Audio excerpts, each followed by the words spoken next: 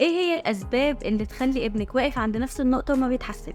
اول حاجه التلفزيون والموبايل ليهم اضرار كبيره جدا جدا جدا. دي من اكتر الحاجات اللي بتاثر على المذاكره. ليه؟ لان هم بيأثروا على خلايا المخ وبيأثروا على الجهاز العصبي وبيأثروا على الطفل في نومه، بيعملوا له اضطراب في النوم وبيخلوا الطفل ما بيتواصلش مع صحابه وما بيتواصلش مع المدرس ومش بيتواصل في البيت، وبيخلي الطفل ممكن ان هو يسبب له توحد. ده مش ممكن، ده اكيد ان هو بيسبب للاطفال توحد. كمان بيخرجوا عن العالم اللي هو عايش فيه اصلا وبيدخل في عالم تاني. كمان ان هم بيعملوا تشتت في الانتباه، ما بيخليش الطفل عارف ان هو يركز في حاجه واحده، بالعكس ده بيبقى مضطرب اصلا. فالتلفزيون والموبايل بيأثروا على القدرات العقليه للطفل. المواد الحافظه وكثره الحلويات، الاثنين دول بيأثروا على خلايا المخ، فبالتالي بيأثر على التركيز وبيأثر على الذاكره وبيأثر كمان على الانتباه للطفل وبيسبب لهم فرط حركه. الفروق الفرديه بين الاطفال، في اطفال بتقدر ان هي تخلص مرحله التأسيس بتاعتهم دي في خلال سنه، في اطفال تانية ممكن تقعد سنتين، في اطفال ثالثه ممكن تقعد 3 سنين وهكذا. لان في فروق فرديه عند الاطفال نتيجه اصلا نشأتهم في الاول. يعني هيختلف طبعا الطفل اللي كان قاعد على الموبايل على طول عن الطفل اللي ما كانش بيمسك الموبايل اصلا. هيختلف عن الطفل اللي بياكل سكريات وحلويات كتير عن الطفل اللي ما بياكلش او بياكل باعتدال. فطبعا ده الحاجات اللي احنا قلناها كانت بتأثر اصلا على الاستيعاب عند الاطفال، فبيخلي في فروق فرديه ما بينهم. وطبعا ده ينقلنا لنقطه الاستعجال في التأسيس والبطء في التأسيس.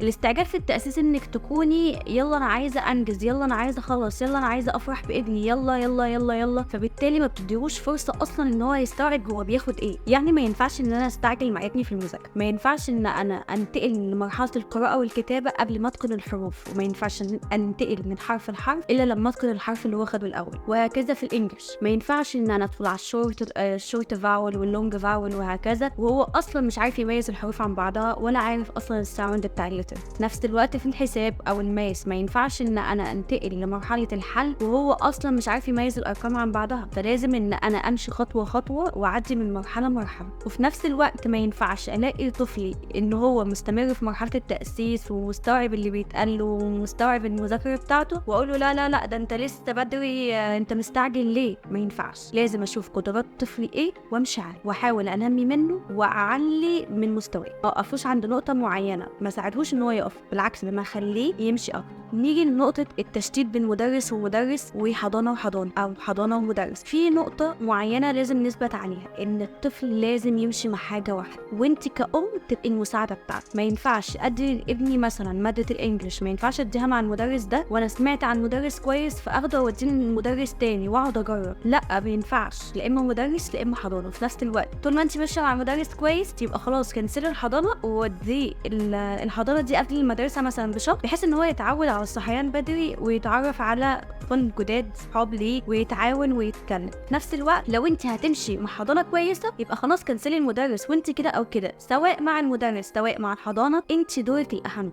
انت اللي المفروض تتابعي مع ابنك. فين متابعتك اليوميه ليه؟ فين ان انت كل يوم تخصصي له ساعه في يومك ان هو يقعد معاكي زي ساعه واحده، او لو ساعه كتير نص ساعه. لازم يوميا تتابعي مع ابنك. ما ينفعش تسيبيه ولو يوم واحد. ما ينفعش تقولي انا مش قادره عليه، ما ينفعش تقولي اصل هو ما بيسمعش كلامي. لا، المفروض ان انت تربيه ان هو يخاف منك اصلا ويعمل لك حساب ولكلمتك احترام. انت بتبقي بالنسبه له المفروض اهم من المدرس. خصصي له وقت واقعدي معاه كل يوم، شوفي هو بياخد ايه، شوفي المدرس ده ماشي معاه ازاي، شوفي الحضانه دي ماشيه معاه ازاي. ما تسيبيهوش، ما تعتمديش ولا على حضانه ولا على مدرس، لان الحضانات والمدرسين هم نسبه 30 ل 40%، لكن النسبه الاكبر عليكي ابنك بيقعد معاكي انت اطول فتره ممكنه. احنا بيقعد معانا ساعه ساعتين بس 4 ساعات في الاسبوع، لكن انت بيقعد معاكي اليوم.